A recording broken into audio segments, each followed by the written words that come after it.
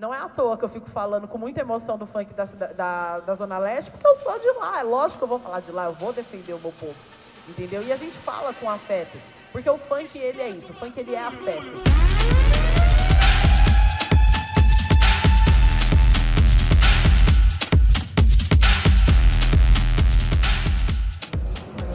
Salve, salve, salve. E aí, boa noite todo mundo que está aqui. Muito obrigado pela presença de todas, todo mundo que colou. Antes de começar aqui os trabalhos de fato, eu queria pedir uma salva de palmas para Vitória Nicolau, né, que colocou o som aí pra gente. Valorize o trampo do DJ, é isso. Bom, boa noite, meu nome é Felipe Maia, eu sou jornalista, sou etnomusicólogo, sou DJ, meu trabalho gira em torno de funk e músicas eletrônicas populares latino-americanas no geral, mas hoje eu sou só uma moldura aqui, eu não vou ficar falando muito de mim.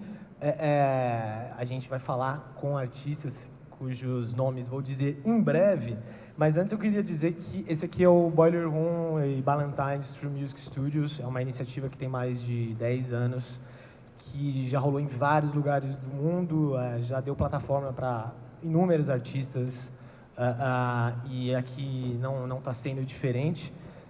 Antes de começar a falar mais sobre esse momento aqui que a gente vai ter junto com esses artistas, eu queria então chamá-los todos, né? A Júlia Costa, a Renata Prado e o MC PH, por favor, juntem-se a mim, porque estou muito sozinho aqui.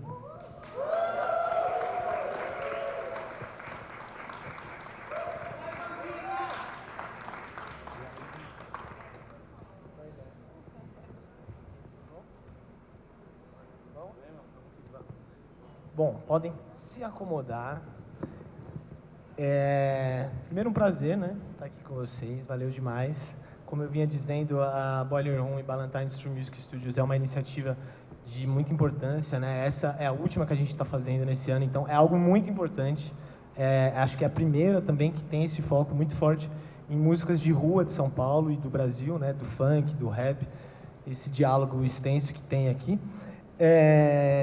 Eu queria, antes de começar a falar de vez mesmo desses temas que não são tão caros, eu queria, né, apresentar de verdade vocês. A gente está aqui com a Júlia Costa, que é rapper, criadora de moda, fashionista, uma das vozes mais interessantes da atual cena do hip-hop. Na minha opinião, acho que na opinião de muita gente aqui.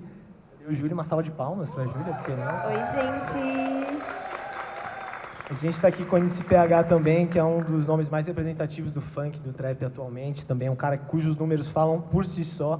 Valeu demais, PH, por estar aqui com a gente. Uma salva de palmas. E com a Renata Prado, que é pesquisadora, pedagoga, professora, dançarina, funkeira e uma das mentes mais brilhantes aí do funk e da pesquisa atualmente. Uma salva de palmas para a Renata.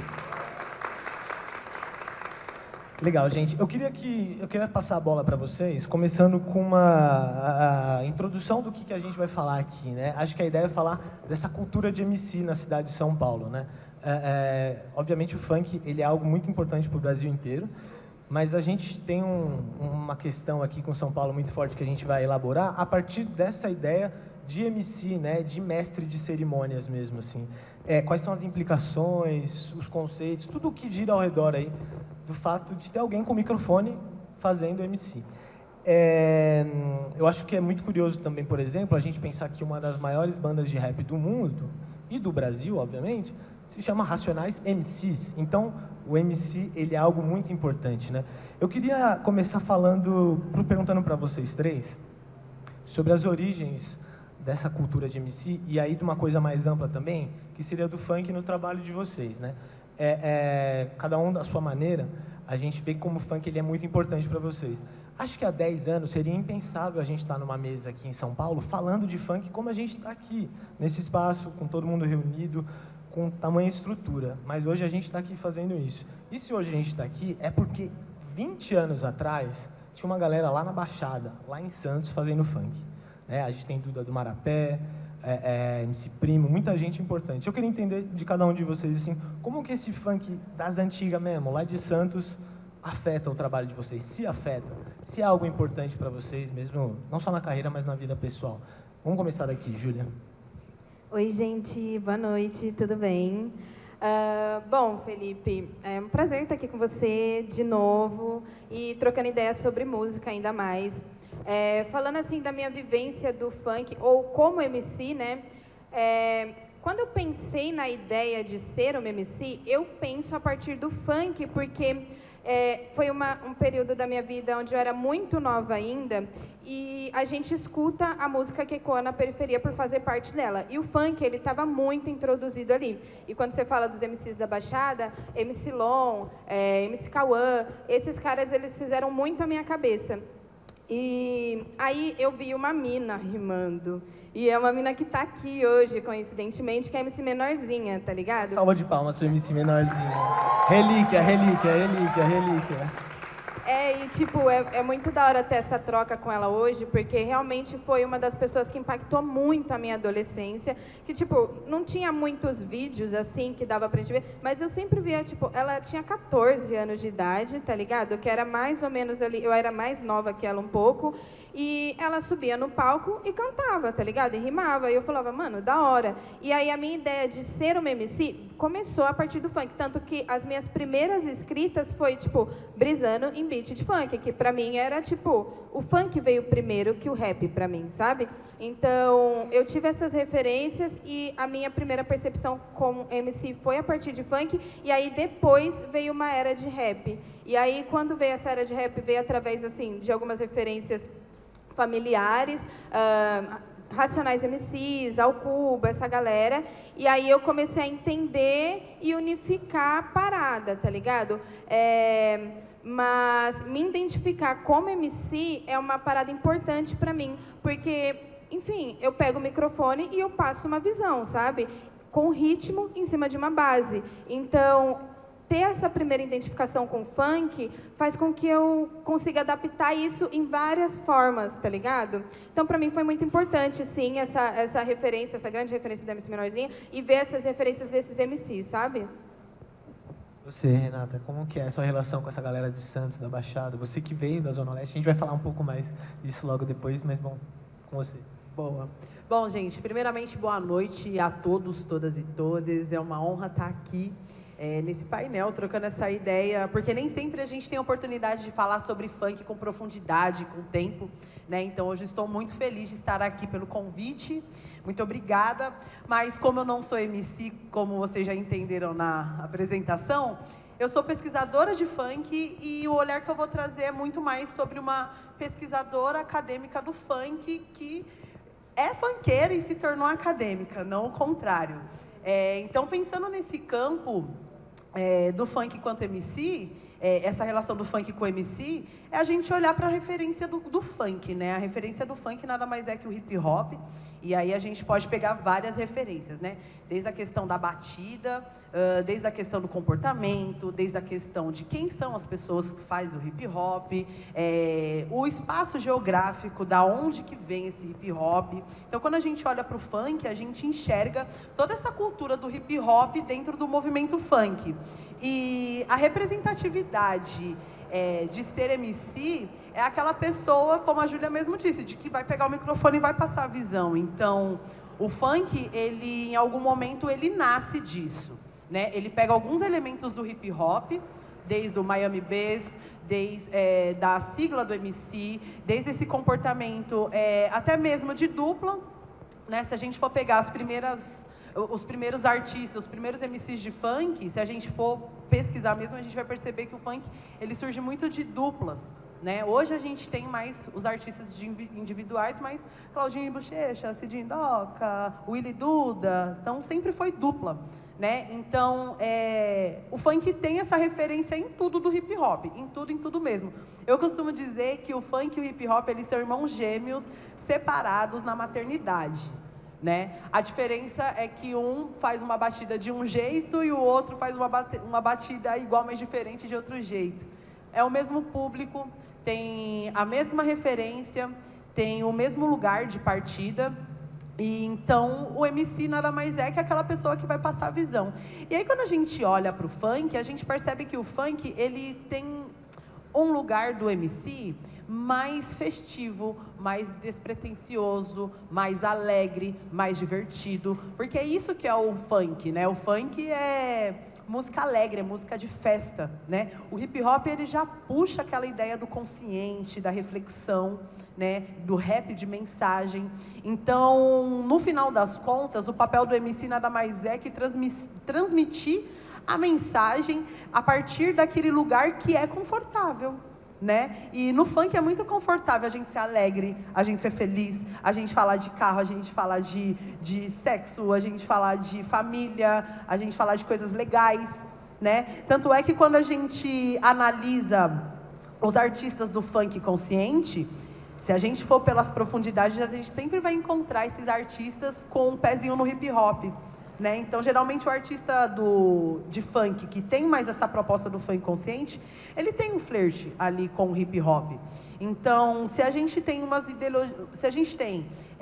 um flerte nas ideologias, se a gente tem um flerte do lugar do ponto de partida, porque tudo vem da periferia, tudo vem da favela, tudo é som de preto, tudo é som de favelado, né? Então, apesar de ter esse ponto de partida, o funk e o hip hop, o funk e o rap, eles sempre vão partir do mesmo lugar. Então, o MC nada mais é que aquela pessoa que transmite a mensagem, né? E pra gente não dizer que o hip hop, que o funk não tem esse compromisso social, de falar de determinadas coisas, assim como o hip hop fala, eu convido vocês, por exemplo, a fazer uma breve pesquisa no YouTube, de vocês buscarem funk da Funabem, que Funabem nada mais é que a antiga Fundação Casa, no final da década de 80, começo da década de 90, o DJ Grandmaster Rafael faz a Melô da Funabem, que nada mais é que um funk consciente da década de 90. Então, o funk, ele também tem essa pegada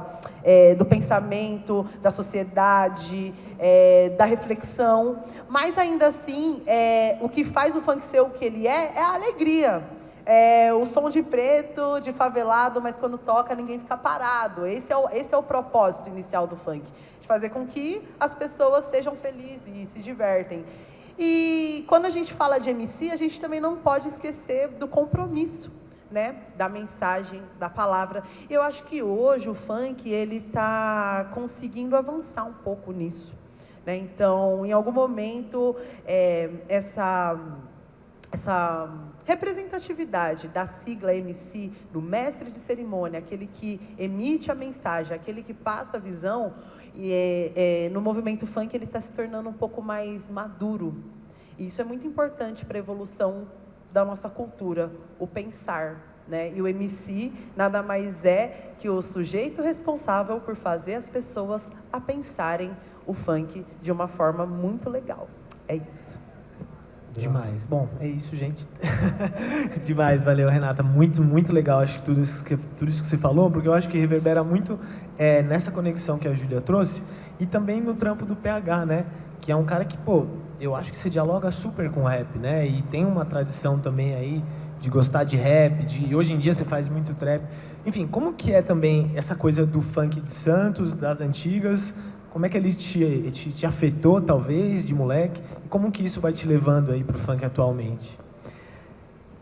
Primeiramente, um forte abraço, boa noite a geral aí, né? Eu, há 14 anos atrás, quando eu comecei a fazer funk, eu acho que eu já era MC, né? Tipo, o que eu escutava era funk de verdade, tipo, principalmente da Baixada, que eram os funks que a gente conhecia mais, assim, se conectava mais, se identificava mais, né? Tinha alguns MCs do Rio, só que o que a gente se identificava mais era com os MCs de São Paulo e da Baixada. São Paulo começou a vir depois para a Zona Leste, alguns MCs da Zona Sul. Na época do Lon, Cauã, Primo, esses caras que foram muito referência para mim, Felipe Boladão, enfim. Na época deles eu consumia eles o dia inteiro, tá ligado? Então, tipo assim, quando eu pensei em fazer música, funk, eu nunca pensei em ser outra coisa a não ser MC, entende? Então eu acho que eu nasci para ser MC. Como eu estava trocando ideia com você ali antes da gente estar aqui, eu comecei no funk, mas desde moleque eu sempre ouvi todo tipo de música, sabe? Em casa eu ouvia muito sertanejo, muito forró, que eram o que meus pais escutavam em casa, então eu não tinha como escutar outro tipo de música. Quando eu saía pra rua, ia pra alguma lan house, alguma coisa do tipo assim, passava um carro passando hip hop ou um R&B, e quando a gente ia pra lan house, a gente se explodia no funk, tá ligado? Então, quando eu conheci alguns parceiros da quebrada que já faziam, que já consumiam mais do que eu comecei a fazer amizade com eles e comecei a aprender a fazer, porque quando eu comecei a cantar, a querer fazer, eu não conseguia escrever, eu não conseguia criar, entende? Eu ficava cantando, reproduzindo o que os caras cantavam, assim, e não conseguia criar. A partir das amizades novas que eu fiz, que já estavam dentro da parada, eu comecei a me conhecer de verdade, entendeu? Então, tipo assim, eu fiz 3 anos direto funk. Um determinado tempo da minha vida eu desanimei, parei de fazer funk e comecei a fazer rap. Fiquei fazendo rap, mas nunca lancei nada. Tipo, fiquei fazendo rap, comecei a andar de skate. Então, fiquei uns 2, 3 anos ali no rap. E aí, depois desse tempo que eu fiquei no rap, o Iggy e o Kevin começaram a cantar, que foi o que me despertou o desejo de voltar a fazer funk. Que eu creio que eu nasci para fazer funk.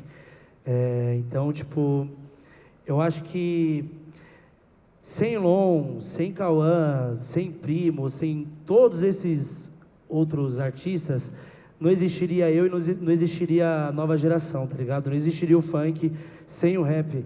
Uma vez eu escutei do Brown que o funk é filho do rap, tá ligado? E eu, de fato, concordo com isso, porque o rap é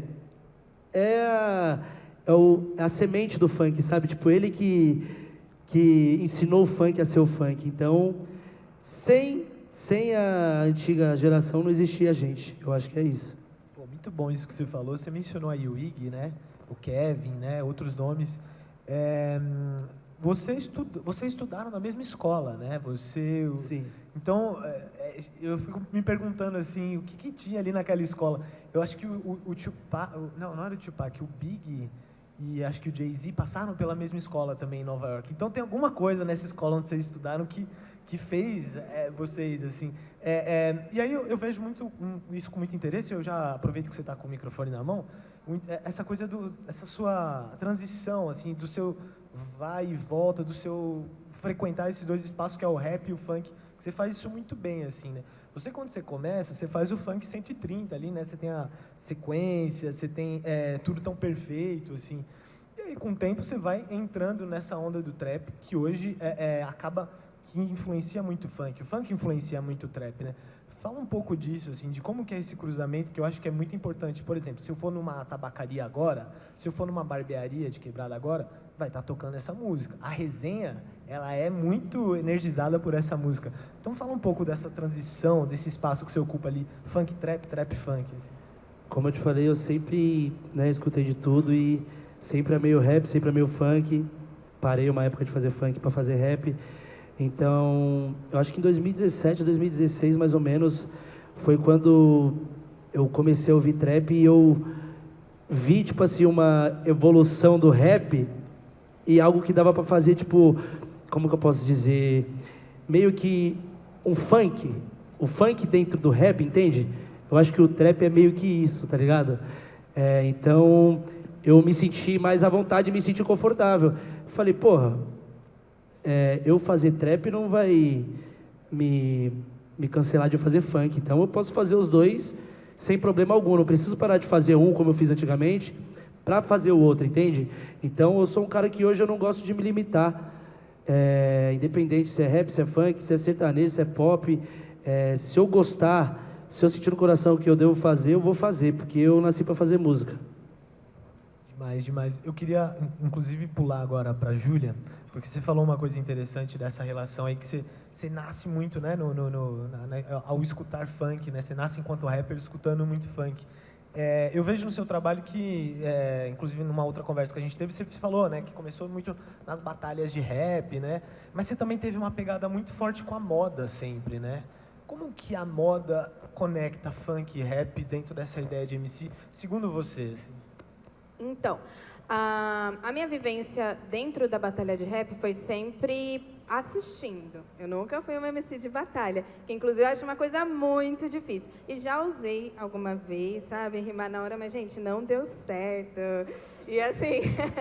e assim... É difícil, é difícil. Enfim, aí eu frequentava muito as batalhas de rap e tal, e aí eu encontrei algumas pessoas, fiz amizade lá, sabe? E eu já escrevia, mas escrevia e não rimava, só escrevia, sabe? E aí esses caras viram meu caderno, via que eu escrevia e tal, e foram eles que abriram a oportunidade de eu gravar a minha primeira música. E aí eu tinha, tipo, uns 14 anos, era muito novinha, fiquei muito nervosa. A gente gravou, tipo, não tinha microfone, então a gente gravou num fone, tá ligado? E aí, enfim, e essa foi a minha experiência dentro da batalha. E aí, nessa minha fase de adolescência, eu sempre busquei muito essa independência financeira, fazer alguma coisa diferente. Eu acho que meu espírito, ele ansiava por alguma coisa que eu não sabia o que era. E aí eu fui muito para essa parte de customização. Vou customizar a peça e, enfim, vou ver o que dá. Customizava. E, enfim, dentro das minhas pesquisas de customização, ainda muito limitada quanto música, quanto tudo, ainda tentando entender quem eu era, o que me fez ter um norte de o que eu realmente gosto foi o rap, sabe? Então, tipo, o rap, ele traz para mim, para além de informação social, mas traz identificação do que eu realmente gosto e como eu me sinto bem, e da cultura preta e periférica, para além de uma visão do que eu tinha, sabe? E as minhas pesquisas, sempre que eu pesquisava, na época, tipo, mano, vamos ver aqui o que tem, o que essas minas estão fazendo. E eram uns blogs de umas minas muito brancas, que não tinha nada a ver comigo, tá ligado? Então, eu acho que... o rap, ele traz para mim uma questão de pertencimento, sabe? E aí é o que agrega totalmente na minha moda, sabe? E é o que eu faço hoje, tipo, mano, eu quero que você vista uma coisa que você se identifica, sabe? Que você vai ver uma mina usando e você vai falar, mano, da hora, é isso que eu tô procurando, sabe? Eu acho que é tanto para uma fase de uma mina que já tá madura, já sabe o que gosta, tanto para uma mina que tá buscando ainda o que ela gosta, sabe? Quais são as referências dela. E eu acho que tudo se junta, sabe? A música, a moda, é arte, sabe? E uma e outra é para você se identificar e se posicionar dentro da sociedade. Então, acho que faz o elo, sabe? Sim, é um elo que acho que não tem como negar, né? Quando a gente está em qualquer rolê de funk, de rap, assim, é tudo muito junto, assim. Você é de Mogi, né? Sou. PH é da Norte. Zona Norte, É isso. Vila Medeiros. Sou de Mogi. Sou de Mogi das Cruzes. Gente de Mogi na casa. Isso é tão difícil, né? Ó, eu morei no Oropó. Não, perto do Bonquiô. Aham, Oropó. Ah, é? A caravana de Mogi é a mais agitada, né? Aham. E temos aqui a Renata, que é da ZL. Zona Leste, É tem isso. Paulista. É isso. É importante Olha falar... lá, tem gente de lá Tem também, gente viu? também, todo mundo representando. É importante falar da ZL, e eu tô falando dos bairros agora, porque a ZL foi... Já que a gente falou de Santos, né, da Baixada, a gente tem que falar da ZL também, né? Que lá foi um dos primeiros lugares a abraçar o funk de verdade, né? A gente teve o Festival do Funk, que rolou acho que em 2008, talvez esteja enganado, e foi na cidade de Tiradentes, assim. Conta um pouco pra gente, Renata, você enquanto uma pessoa que nasceu e foi criada na ZL, quanto a importância desse espaço na formação do funk aqui em São Paulo e na formação de MCs também. Tá, bom. Eu vou começar falando a minha idade. As pessoas não gostam de falar a idade, mas eu não tenho problema de falar com a minha idade, tá? Eu tenho 34... Não, a Babyface entrega. Eu tenho 34 anos. Eu comecei a frequentar baile funk com 14 anos. Então, em 2004, eu tinha 14 anos. Foi quando eu comecei a frequentar baile funk. E aí a galera não entende, porque quando a gente olha para o funk da capital, a gente precisa entender que o que faz o funk da capital ser o que ele é, são algumas referências. alguns códigos, alguns signos, né? E o que são isso, né? O que são esses códigos? Quais são essas músicas? O que são esses signos, né? São eventos que acontecem, apesar de ter o Festival de Funk, a gente teve um evento muito importante na cidade de Tiradentes, que é a Festa da Paz, também, que foi produzida por vários MCs da cidade de Tiradentes, que foi ali onde reuniu mais de 10 mil pessoas, onde o poder público começou a entender o funk ali enquanto movimento cultural. Então, na sequência, a gente também tem ali o Festival de Funk, que foi muito importante para Zona Leste, mais precisamente para a cidade de Tiradentes. E aí, na mesma época, a gente também tem 2 pontos interessantes no funk da capital, né? Que é o surgimento do Passinho do Romano, né, que ali a gente tem ali o Fezinho Patati, com a dança que representa o funk, porque quando a gente vai olhar para uma cultura, ela precisa ser composta por algumas coisas. E o que faz a cultura ser cultura? É ter uma música, é ter uma dança, é ter uma moda, é ter um estilo de vida. Então, ali entre 2007 a 2011, 2012, a gente tem o funk da capital se consolidando enquanto cultura através desses signos, através desses códigos. E um deles, por exemplo, é o Passinho do Romano, que surge no bairro do Itaim Paulista, que a gente fala Passinho do Romano porque é na quebrada do Jardim Romano, mas o Jardim Romano ele fica no Itaim Paulista, que também é Zona Leste, né? E aí, antes disso tudo, a gente tem momentos importantes do funk, espaços importantes do funk, que garantiu o funk, a cultura do funk ser efervescente na época que não existia nada, que era 2 casas de show. A gente tinha uma casa de show na Zona Leste que se chamava Nação Tantã, e na Zona Sul tinha a Nitro Night, né? Então eram os 2 lugares que tinha show de funk que recebia artistas da Baixada e do Rio de Janeiro para fazer show aqui, enquanto São Paulo não tinha nada. Então o Nação Tantã ficava em Itaquera. Então você percebe que ali, naquele lugar da Zona Leste, existe uma movimentação de funk muito importante, né? Então a gente tem o Passinho do Romano, a gente tem o Festival de Funk, a gente tem a Festa da Paz, a gente tem o Nação Tantã, a gente tem artistas incríveis como a Menorzinha. Gente, por favor, salvas de palmas para a Menorzinha. Se a Menorzinha, que é pequenininha, quiser levantar para as pessoas saberem quem é ela, por favor, palmas para essa mulher, por favor, gente. Relíquia. A Menorzinha. Oi? O Cabral também vem na sequência, é verdade. É que o Cabral, né? O Nação Tantã, 2004, 2005. O Cabral é 2009, 2010. 2006 era a Nação Tantã ainda. Era.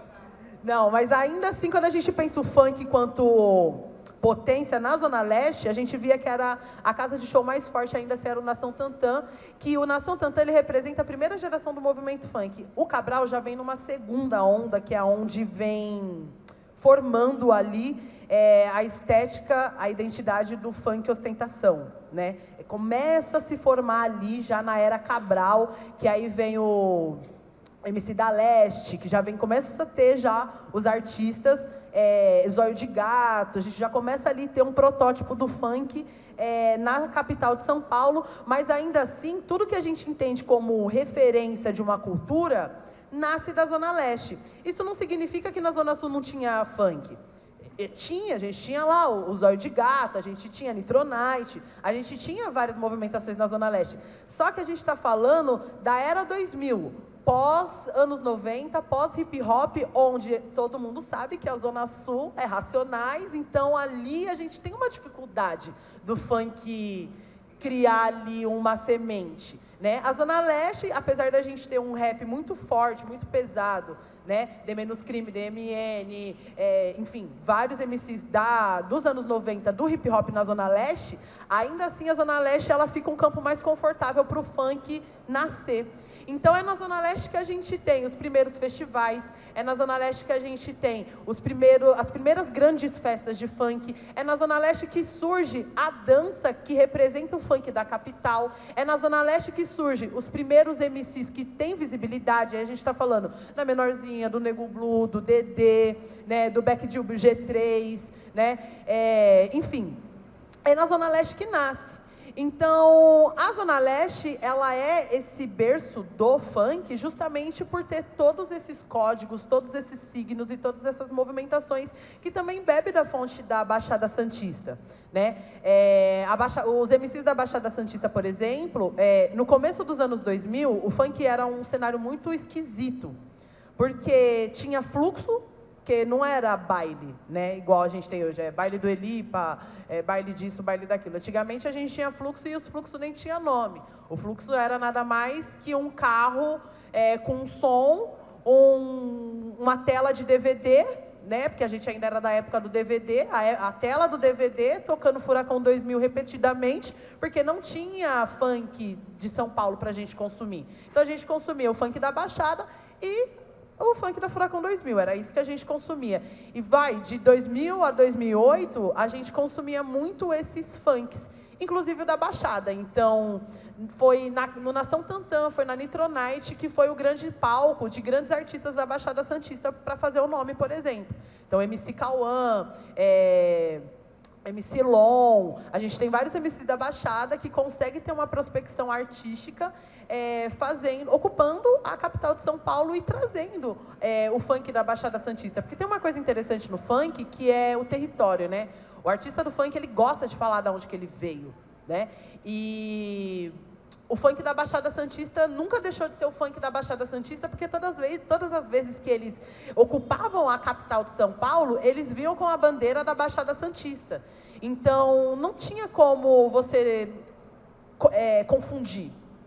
Porque o funk, ele é territorial, o funk, ele determina de onde você é. Não é à toa que eu fico falando com muita emoção do funk da Zona Leste, porque eu sou de lá. É lógico que eu vou falar de lá, eu vou defender o meu povo.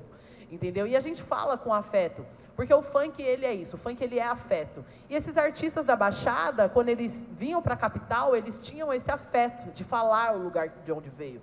Então, por mais que era São Paulo, não tinha como falar funk paulista. Não, é funk da Baixada.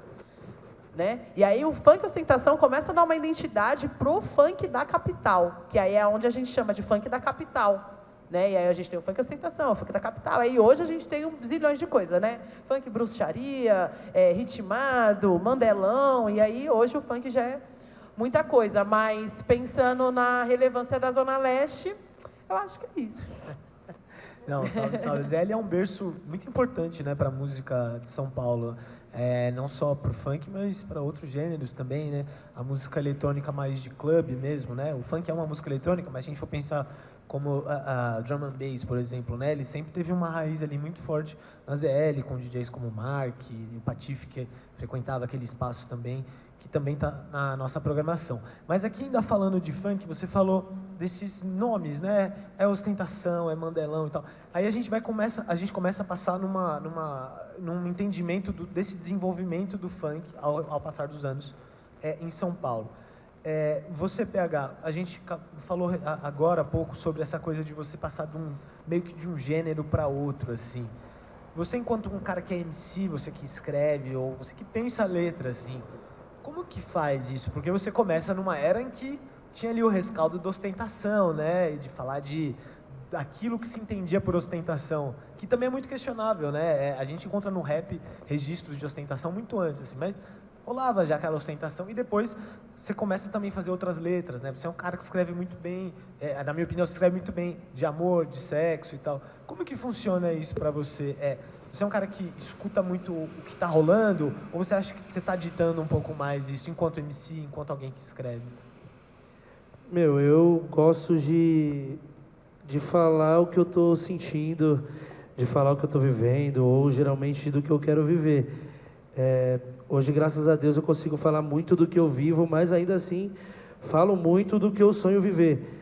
Antigamente, a gente costumava fazer muita música pensando no que a gente queria, entendeu? Tipo, não ostentando, mas... Porque a gente não ostentava porque a gente não tinha, entendeu? Então, a gente pensava no que a gente podia ter e falava na música como se a gente já tivesse, entendeu? Então, a gente estava meio que profetizando ali a parada. Então, eu sou um cara que eu sou assim, eu vou pro estúdio, eu ouço o que o DJ tem ali pra mim, que eu vou me identificar, que eu vou gostar, e eu acho que a batida, hoje a gente tem isso, né? Tipo, antigamente não tinha como escrever música com algum sample, alguma melodia, você criava a música do nada, ou você não criava. Ou colocava uma batida no YouTube só reta, um beatbox, tchá, tchá, e fazia. Hoje, graças aos produtores, beatmakers, DJs, a gente tem essa, vamos dizer, uma facilidade maior para criar, que o beat já chega pronto ali, você ouve a melodia do beat, você ouve o BPM, você já sente a parada do beat, já te traz uma energia de algo do que você vai falar, tá ligado? Então, eu acho que hoje está mais fácil para compor. Sim, acho que essa coisa do estúdio é muito interessante, né? Eu tive a oportunidade de ver muitos artistas em estúdio, artistas de funk, e tem esse contato mesmo, né? Esse jogo ali de produtor e MC.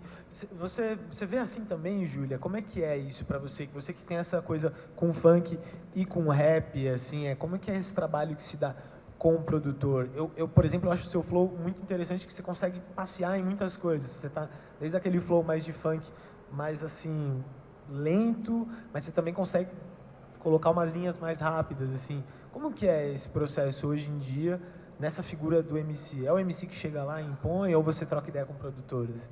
Mano, então, eu acho que vem muito de como eu comecei a criar. Eu comecei a criar muito sozinha. Eu não sei se eu tinha, acho que medo de me expor, ou talvez, nossa, minha mãe vai saber que eu rimo, caralho, tá ligado? Então, eu não sei, mas eu fazia tudo muito sozinha dentro do meu quarto. E aí, eu ia muito tipo, tá, eu vou pegar uma coisa aqui no YouTube e eu vou experimentar, sabe? E aí, eu acho que vem muito dessa minha flexibilidade, de tipo, mano, legal, dá pra encaixar rima aqui. Agora, eu tô, assim, num processo de criação e cada processo de criação é um processo, então tudo pode mudar, né? Eu sempre experimentava coisas e chegava pro produtor e falava, ó, mano, eu tô pensando em uma coisa assim. E aí a gente ia criando.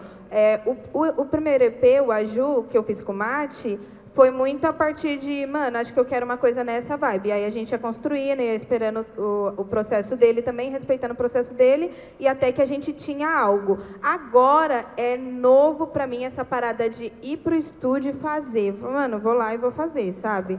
E aí é uma coisa que eu tenho experimentado agora, de ir e falar, mano, vamos criar aqui, sabe? E aí é uma delícia também você experimentar coisa nova, né? Porque aí vai saindo coisas diferentes e ele vai fazendo coisas com a sua voz e você fala, nossa, muito legal! Então, tipo, cada processo é um processo e acho que não tem regra pra criar, né, mano? Criar é criar e pode sair a qualquer momento, de qualquer jeito. Eu tenho feito música no carro, sabe? Tipo, um tempo sozinha, isso que eu preciso. Ou quando eu estiver com essa pessoa, que essa pessoa esteja aberta pra criar comigo e que a gente esteja essa leveza, sabe? Essa conexão. Total. A Júlia, eu gosto que desde o começo da nossa conversa você se colocou como MC, e eu acho muito importante isso, porque mostra como essa figura do MC ela é ampla, né? Eu queria estender essa pergunta para vocês, para o PH também, porque quando a gente pensa em MC, por exemplo, a gente vai para o Rio, a gente tem nomes de peso, né? Nome de mulheres, né? Que são MCs. A Carol, a Tati Quebra Barraco, a Valesca, né? A própria Ludmilla que vem, né? A Anitta também que vem dessa tradição. Em São Paulo, a gente não tem talvez o nome com esse peso, muito embora a gente tenha muitas mulheres MCs. Eu queria entender, o que vocês acham? Por que existe essa disparidade? É uma questão de indústria? É uma questão de música? Como vocês opinam sobre, talvez, esse desequilíbrio, assim, no papel da MC? Tá. Eu acho que como tudo na sociedade, né, eu nem vou colocar isso na conta do funk, mas como tudo na sociedade tem uma estrutura muito machista e naturalmente no funk não seria muito diferente, né? Então, a história do funk dentro do protagonismo feminino é exatamente a mesma história do rap, é exatamente a mesma história do samba, né? Então, a gente só muda o lugar, a gente muda os personagens e a gente muda a cultura. Eu acho que o funk, aqui na capital de São Paulo, eu acredito que teve uma dificuldade de potencializar o trabalho das mulheres por conta do mercado fonográfico que se dá o funk exatamente aqui na cidade de São Paulo.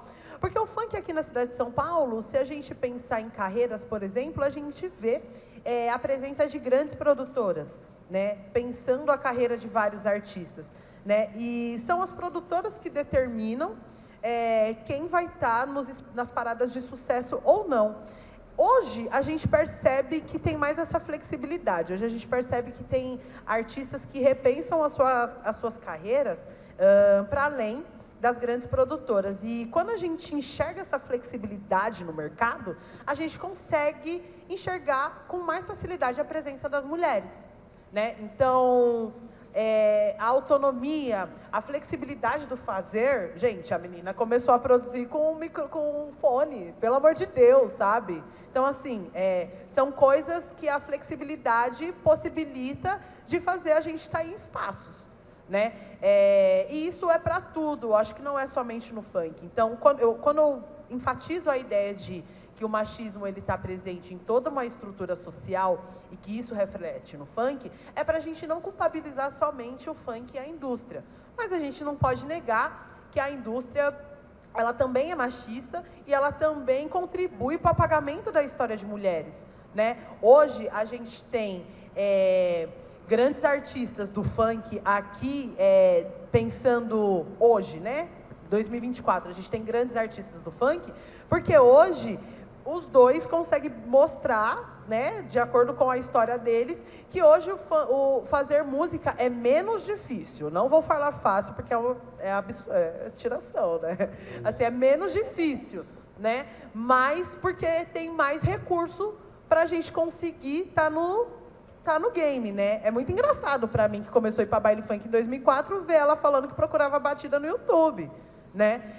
Na época da menorzinha já não tinha isso, ainda era a época de Lan House, era o funkmp3.kit.net, né? Então a gente tinha outros mecanismos de fazer música, né? E isso, claro, vai dificultar, né? Mas quando a gente olha para a cidade de São Paulo, mais precisamente, a gente percebe que a gente tem a presença de grandes indústrias do funk, né? E são as indústrias que determinam o mercado. Hoje a gente tem mais essa flexibilidade por conta da internet, por conta das plataformas, por conta da autonomia de trabalho, né? Hoje a gente tem grandes artistas que não querem estar em grandes produtoras, por exemplo. E ambos têm o mesmo reconhecimento artístico como tal, mas encontram caminhos diferentes de administrar suas carreiras, por exemplo. E aí eu acho que quando as mulheres têm a oportunidade de fazer a sua carreira de uma forma mais flexível, a gente tem mais espaço. Eu vou convidar vocês a fazerem um exercício de refletir. Quem são as mulheres do funk e do rap que vocês ouvem? E se elas estão ligadas a grandes gravadoras? E aí a gente vai ter a resposta. É bem simples a conta. Então, acho que a flexibilidade permite com que as mulheres tenham mais autonomia no mercado de trabalho. Muito bom, Renata. Gostei muito do que você falou aí, e acho que em algum momento dessa nossa conversa pintou o papo do samba também, né? E de como o samba é inevitável a gente traçar paralelos, né, com o funk. Seja no caso das intérpretes, eu acho que também pode ter havido esse momento em que as intérpretes eram ofuscadas, muito embora tenhamos nomes impressionantes do samba hoje em dia.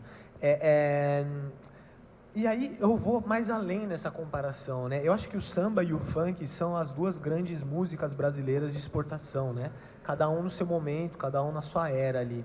Representam muito o espírito brasileiro para fora, né? Para onde a gente vai no mundo, o conteúdo que a gente recebe de fora, ele está muito vinculado a essas duas coisas. Só que a diferença, eu acho que o funk, ele existe na era digital, né? Então a gente está lá nas redes sociais, a gente vai ver, cara, alguém no interior de um país lá escutando funk. A gente vai ter um fashion show que vai estar tocando funk. A gente vai ter, sei lá, um DJ de um lugar que ninguém nem conhece que está tocando funk, assim. Como é que vocês veem esse momento do funk, assim, de tamanha exportação, assim? O que você acha, PH, de ver essa música que você faz indo tão longe, assim? Eu acho surreal e, como a Renata estava falando, não vou nem falar tantos anos atrás, há 5 anos atrás eu acho que isso era inimaginável, tá ligado? É surreal. Hoje a gente vê vários gringos fazendo funk da forma deles, mas fazendo, tá ligado? Tem vários lugares que a partir do funk foi criado outros gêneros, tá ligado? Então é bizarro ver aonde o funk chegou e os lugares que ele tá alcançando, tá ligado? É muito louco, muito louco. Você, o que você acha, Júlia? Você que... depois eu vou falar um pouco mais de vocês na Europa, mas o que você acha dessa coisa do funk tá tão exportado, assim? Eu só queria, antes de falar sobre isso, só confirmar, na verdade, umas ideias que a Renata disse, dessa indústria do funk em São Paulo, né? Dessas grandes empresas do funk em São Paulo. Quando eu fiz o primeiro EP A Ju, e ele deu uma sacudida, assim, tipo, as pessoas reproduziram muito no TikTok e tal, uma grande empresa de funk me chamou para ir lá e tal, para ver se eu queria, enfim, entrar nessa empresa ou não. E aí eu cheguei lá, era muitos homens, né, tipo, muitos homens na empresa, acho que as mulheres que tinham era quem estava cozinhando e tal, e aí a gente sentou para entender o que o cara queria e tal, qual era a proposta dele, e foi, enfim, uma das primeiras propostas que eu recebi, assim, sabe, para entrar dentro de uma gravadora. E foi eu, o Renan, meu produtor, e o Mate, que além de beatmaker, é o meu marido também. E aí a gente sentou na mesa para escutar, e aí ele simplesmente perguntou pro Mate se era ele que escrevia para mim. E ele falou, é você que escreve para ela? Me terceirizou na conversa, onde o assunto era eu. Eu falei, não acredito. E aí o Mate teve uma resposta muito boa, que ele falou, não, escuta essa música aqui, que é o suficiente, e aí você vai entender as ideias dela, sabe? Mas são umas coisas assim que aí a gente pensa, né? É realmente essas ideias, tá ligado? Porque imagina, você entra numa empresa dessa, você é silenciada, você é duvidada, a sua autoestima como uma artista diminui, sabe? A sua possibilidade de criar, a sua liberdade de criar diminui. Então, eu acho que pode ter até tem muitas mulheres MCs que podem ter entrado nessas grandes gravadoras e, mano, minado, tá ligado? Porque é uma parada depressiva quando você não consegue fazer sua arte ou quando você é duvidada dentro disso ou quando você tem, tipo, comentários como esse, porque a gente se põe tanto numa parada de tipo, não, mano, eu tô aqui, tá ligado? Eu sei o que eu tô fazendo, essa é a minha ideia, mas quando acontece um bagulho desse, você fica desacreditada, você fala, mano, mentira, tá ligado? Então, tipo, só confirmando essas ideias, assim, que a Renata disse. E é isso, mulheres, assim, mulheres MCs. Acho que os primeiros passos pra gente conseguir fazer o nosso trampo virar infelizmente, mano, desenrolar por 3, por 4, sabe? Fazer isso sozinha e sentir a nossa potência, assim, de fato, sabe? Saber lidar com o jogo, porque é realmente um jogo muito machista e muito difícil, sabe? Pra nossa arte ser livre, eu acho que a gente tem que começar no ser livre também. E é essas ideias. Tipo, você vai ver as minas que tá fazendo a parada, mano, são minas que, mano, por muito tempo, se ainda não são, por muito tempo foram independentes pra entender como é o jogo, sabe? Porque senão vem gente e realmente fala, mano, é assim que você vai fazer, ou tipo, não gostei disso, e não, tá ligado? Somos donas do negócio, somos donas da nossa rima, da nossa história, sabe? Acho que é só uma parada pra afirmar, assim, que ficou... Não, muito bom, muito bom.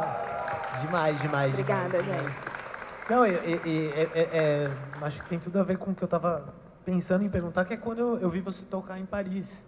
E você falou, né? Você falou, sou uma rapper, uma garota da América Latina lá no palco. Foi seu primeiro palco internacional, né? Foi muito legal. Sim, foi muito bom. Foi muito legal. E aí eu consegui ver o quanto os caras gostam de funk. E eles estão um pouquinho atrasados. Precisa de uma Renata Prado lá, porque eles estavam escutando... Não, mas tipo, eles estavam escutando funks muito antigos, tipo Mulher Melancia, tá ligado? Mas os caras estavam pirando. Eu fiquei chocada Show de mulher, aquele né? dia. Que você me falou, pô, no Brasil, às vezes eu vou fazer um show, tem uns caras que ficam meio... Mas tinha essa flexibilidade também. Eles gostam de música. Então, tipo, eu, como uma mulher MC, se eu fosse numa casa de show aqui e tivesse muitos homens, eles iam vibrar muito menos quanto os caras vibram lá, sabe? Então, tipo, mano, da hora trazer a cultura. E eu fiquei chocada, assim, eles curtindo muito, muito funk, é uma possibilidade de negócio muito grande, tá ligado? Tipo, essa parada que você disse, a nossa música acontece muito lá. E, enfim, a minha experiência lá foi muito legal. Foi lá que eu te conheci, inclusive. Foi, a gente trocou uma ideia lá. E aí rolou uma coisa muito legal no seu show, que você fez uma parada com dembow, que é uma parada é um tipo de som, né, do Caribe, assim, né? Você é uma artista que você tá ligada também nessas conexões que o rap e o funk brasileiro podem fazer ao redor do mundo, assim, em termos de som? Então, eu tava lá e aí foi um show que, assim, aconteceu de última hora. E eu sabia que eles não iam entender nada que eu estava falando. Então eu falei, mano, eu preciso mostrar um pouco da energia da América Latina, do Brasil sabe, por mais que eles não entendam, que eles sintam. Então, eu fiquei uns dias lá pesquisando o que eu ia cantar lá e como que eu ia cantar. E aí eu procurei alguns beats na internet e para eu colocar minhas rimas em cima. Então, fiquei estudando ali o que encaixava e coloquei. E aí, enfim, essa visão também de você sair a primeira vez do Brasil. Eu fui para lá e, enfim, é um país de primeiro mundo, nossa, a mesma moeda na Europa toda, louco, tá ligado? Mas a que custo, tá ligado? Então, acho que essa parada de me firmar assim como uma garota da América Latina, ó, só aqui, uma garota preta brasileira da América Latina, e eu tô aqui fazendo essa, é realmente para mostrar a nossa potência, a nossa força, a nossa cultura, sabe? E é isso. Demais, demais. Foi um showzão. Você também tocou já na Europa, né, PH? Já. E aí, já. qual que é a sua sensação, assim, de levar o seu funk para outros palcos? Algo que é tão de São Paulo, da Vila Eda, tá ligado? Qual que é essa Mano, é sensação? bizarro você ir pra fora e ver como eles curtem a nossa cultura, curtem a nossa música. Eu acho que em Moçambique, em Portugal, foram os lugares fora, assim, que eu fui mais bem acolhido, sabe? Mais bem recebido, com uma energia surreal.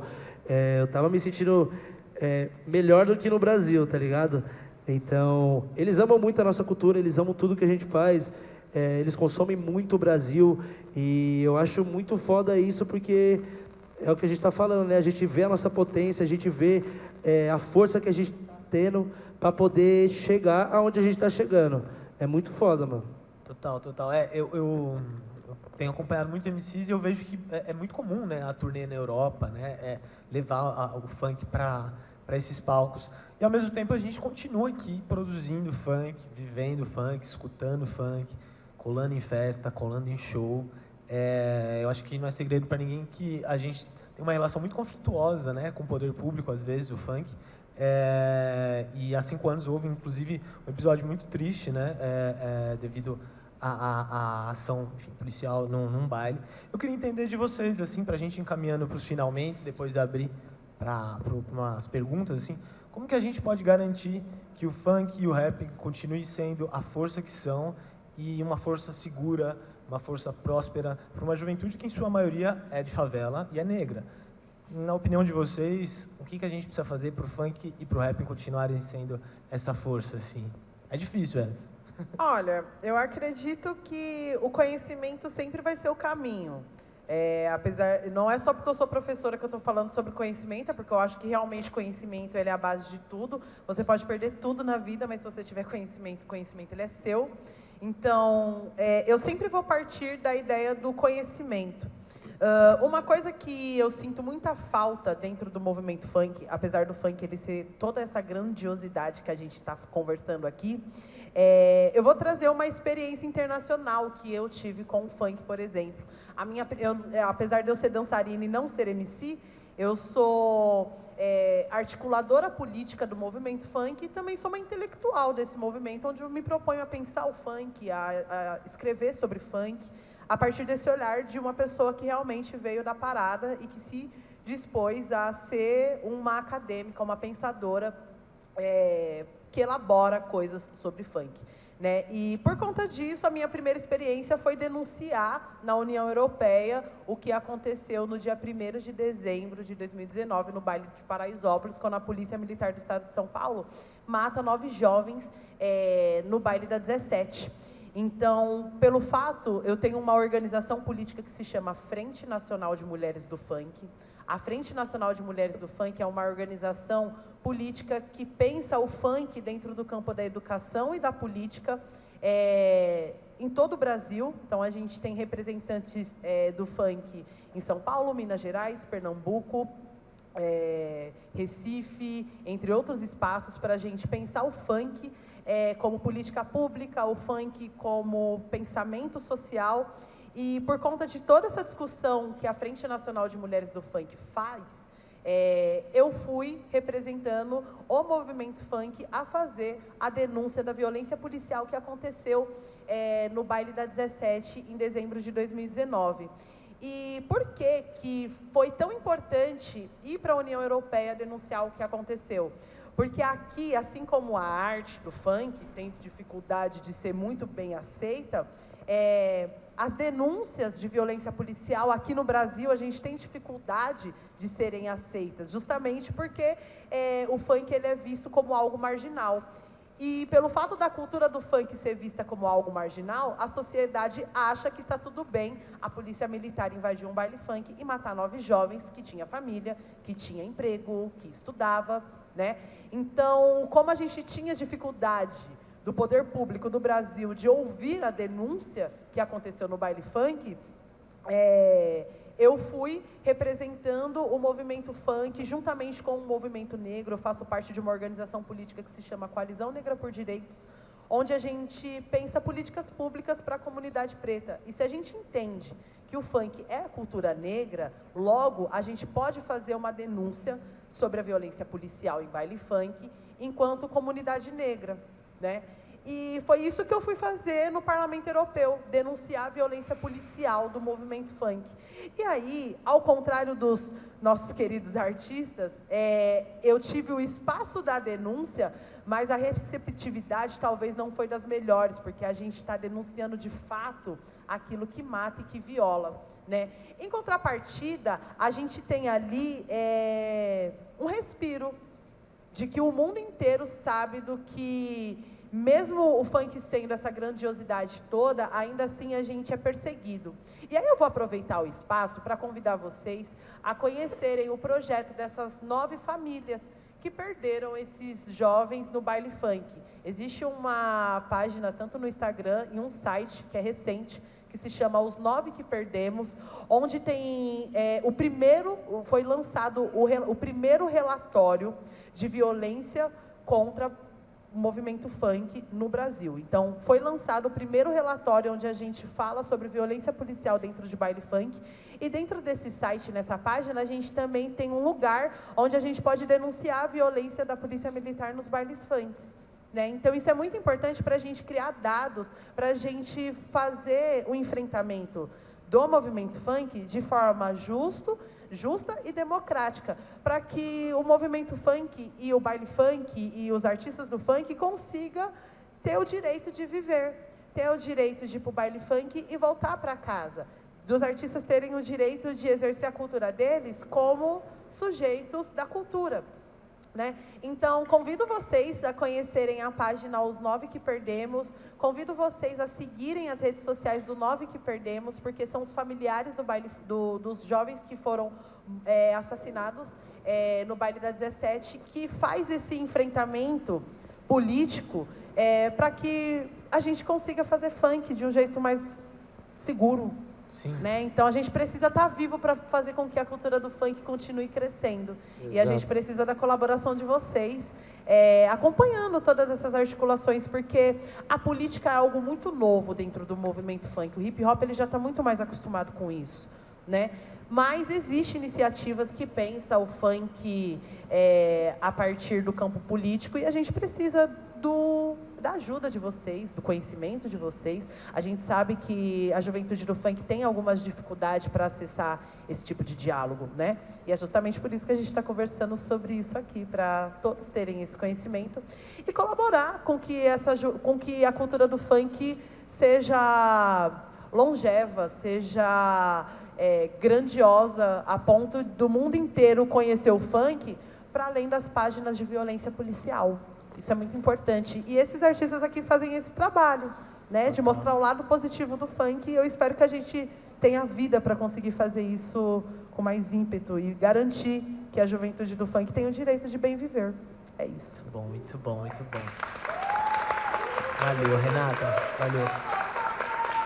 Eu vou aproveitar as palmas e abrir também o microfone para vocês aí, se vocês tiverem perguntas. Acho que alguém tem pergunta aqui. O microfone é o meu ou alguém leva? Não sei. Ah, vai chegar. Não sei nem se precisa. Aí. Alô, som. Eu tenho 2 perguntas, na verdade. Primeiro para os MCs e depois para a doutora.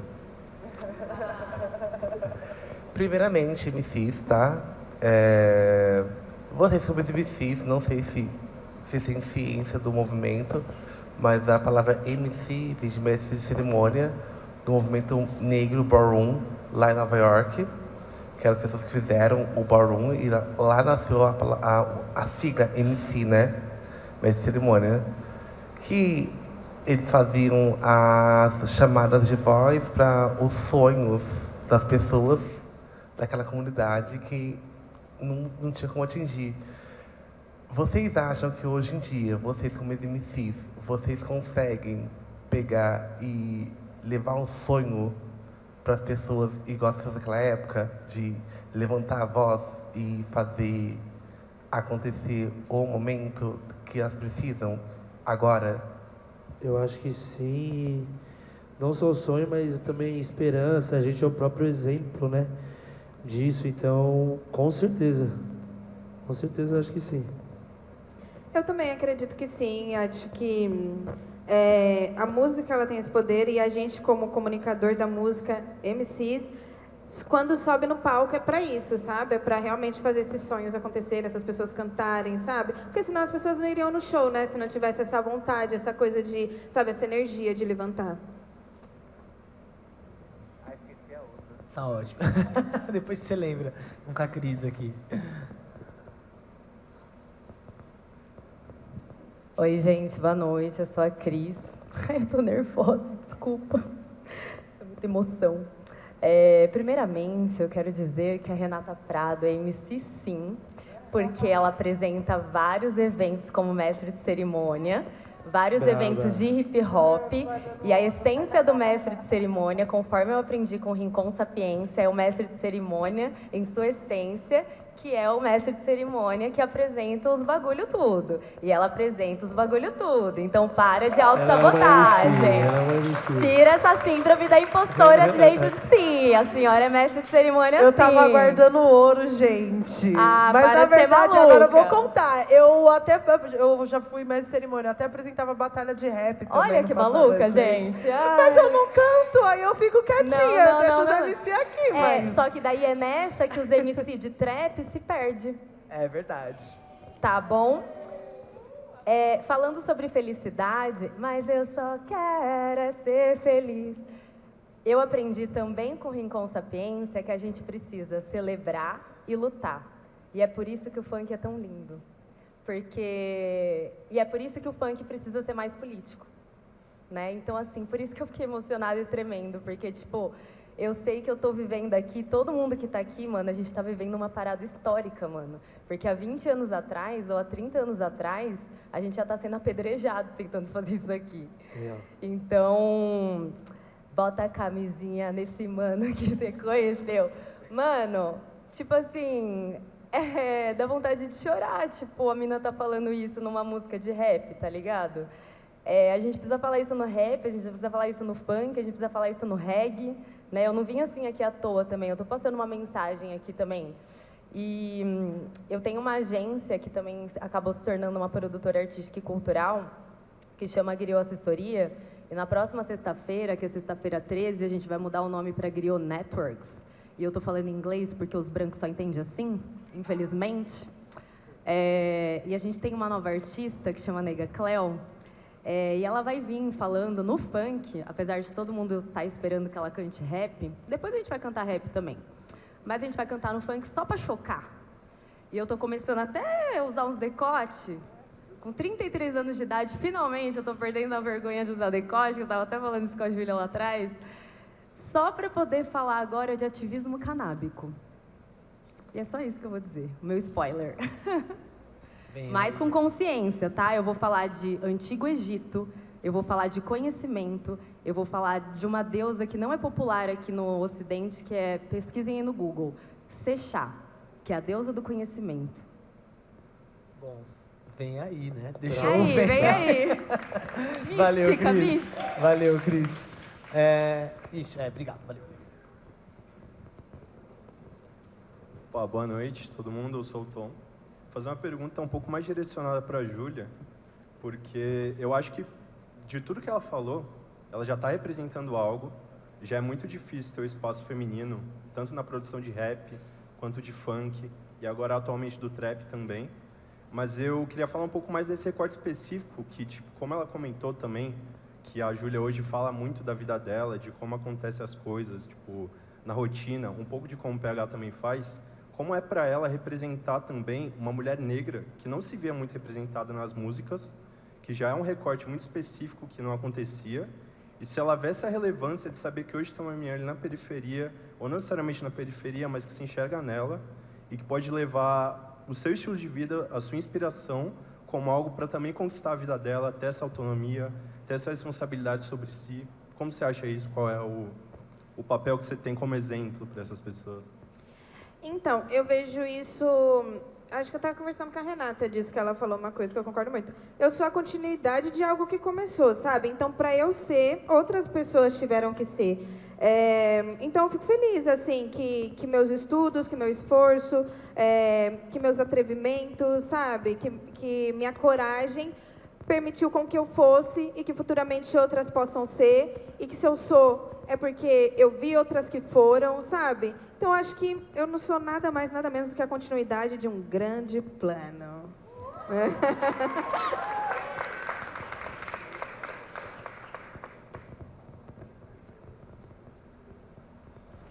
Oi, gente, eu sou a Giovana. Eu queria fazer uma pergunta para a Rê.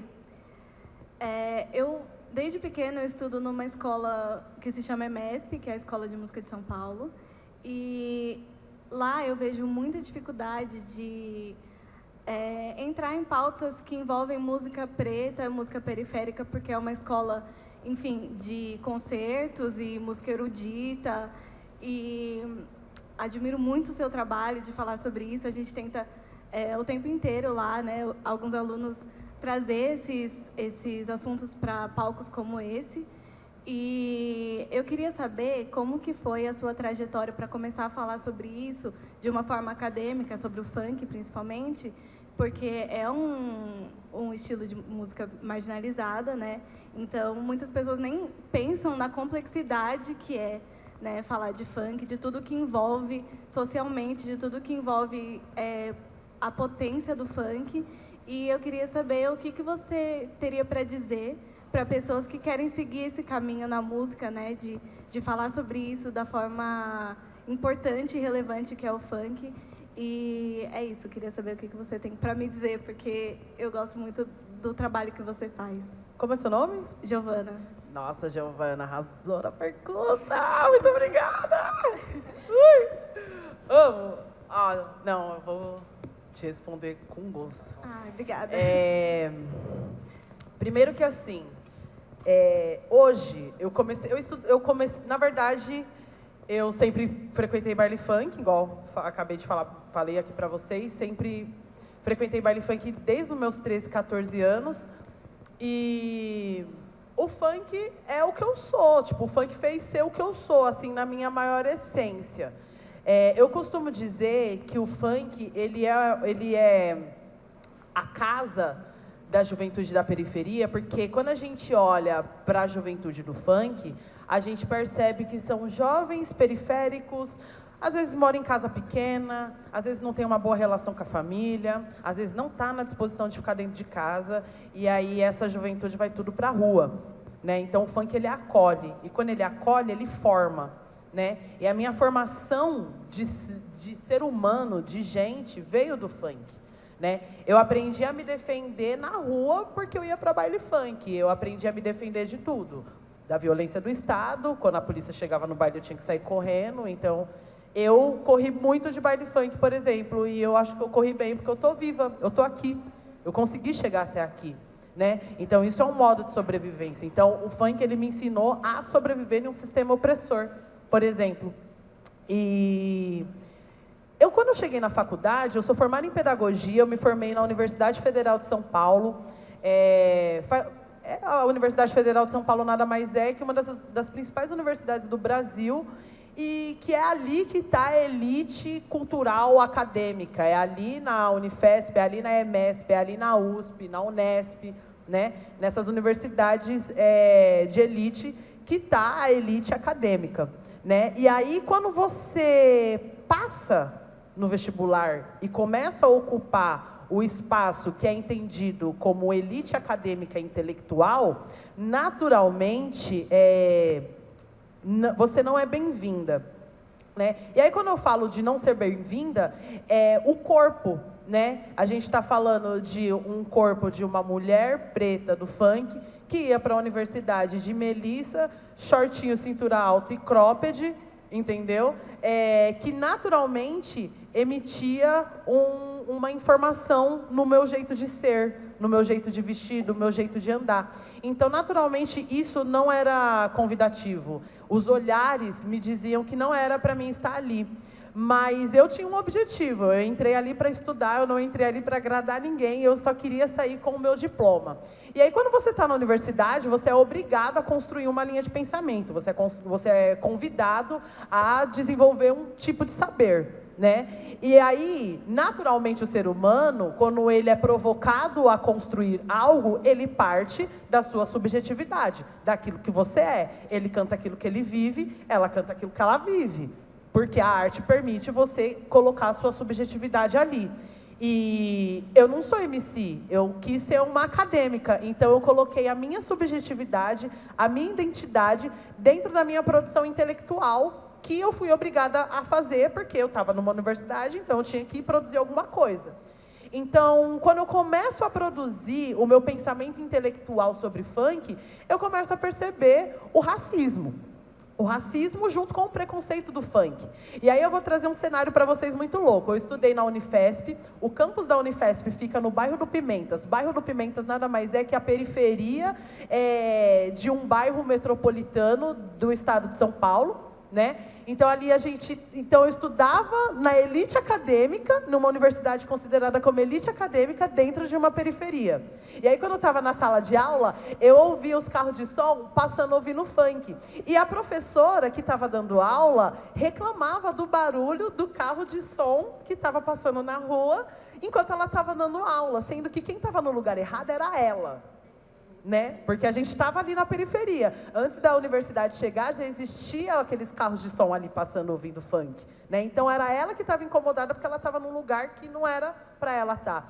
Mas, eu tinha que produzir. Quando você entra na universidade, você entra com a responsabilidade de produzir algo. Então, eu tinha que produzir. E eu não abri mão de produzir um conhecimento intelectual a partir daquilo que eu sou. E o que eu sou? Eu sou uma mulher preta do funk, então eu vou falar sobre isso dentro da minha construção de pensamento acadêmico dentro dessa universidade. E quando eu começo a fazer isso, eu começo a perceber que o meu trabalho ele é muito grandioso porque eu trago uma coisa que a academia tem muito medo, a verdade. Porque se eu for fazer uma pesquisa histórica das pessoas que escreveram sobre funk, nenhuma delas, boa parte delas, não veio do movimento funk. Eu costumo dizer, eu afirmo, que eu sou uma funkeira que se tornou acadêmica, e não o contrário. Para as pessoas entenderem do lugar que eu venho e da onde que parte a minha ideia de construção intelectual. Que é da verdade, que é da cidade de Tiradentes, que é do Nação Tantã, que é do Passinho do Romano, que é do Itaim Paulista. É essa verdade que eu coloco dentro da minha produção acadêmica. E aí tem uma coisa na academia que contra fatos não há argumentos, né? Eu tenho que justificar que o meu saber, ele é válido dentro da academia. E o que eu faço? Utilizo as referências que eles entendem. Então, como eu não posso virar para um professor, que era o que eu estava falando para você lá no camarim, como eu não posso virar para o professor e simplesmente falar para ele, aí, o bagulho do funk, o bagulho é foda mesmo, e é isso mesmo, olha lá as plataformas, o bagulho tá estourado, esquece. Eu não posso falar isso para o professor, né? Então, o que eu faço? Professor, segundo Bourdieu, que é um sociólogo que pensa a cultura como dominante, eu consigo enxergar que o funk nada mais é que a cultura dominante da periferia. Logo, a gente reconhece o funk como capital cultural e que também determina o que a sociedade pensa enquanto cultura num recorte brasileiro. Então eu explico por Bourdieu. Então se eles não vão entender, se eu não posso virar pro professor e falar, mano, o bagulho é louco mesmo, você já ouviu o grave bater? Como eu não posso virar pro professor e falar isso, eu utilizo a referência que ele entende, que é o sociólogo, que é o Bourdieu, que é Fanon, que vou utilizando. Mas até aí onde... Só que o meu papel é explicar para eles as minhas referências. Se ele vai entender ou não, eu convido a você estudar um pouco mais para você entender o que eu estou falando.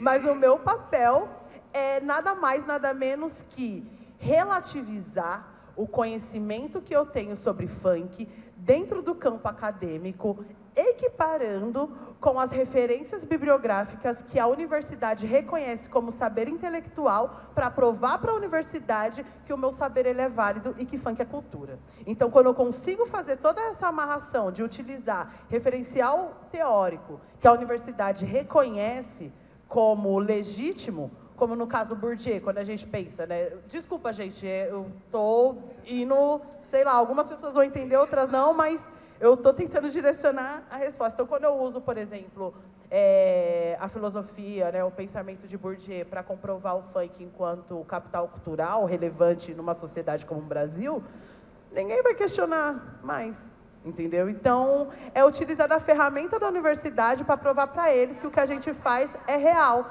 Então, eu chamo isso de tecnologia ancestral.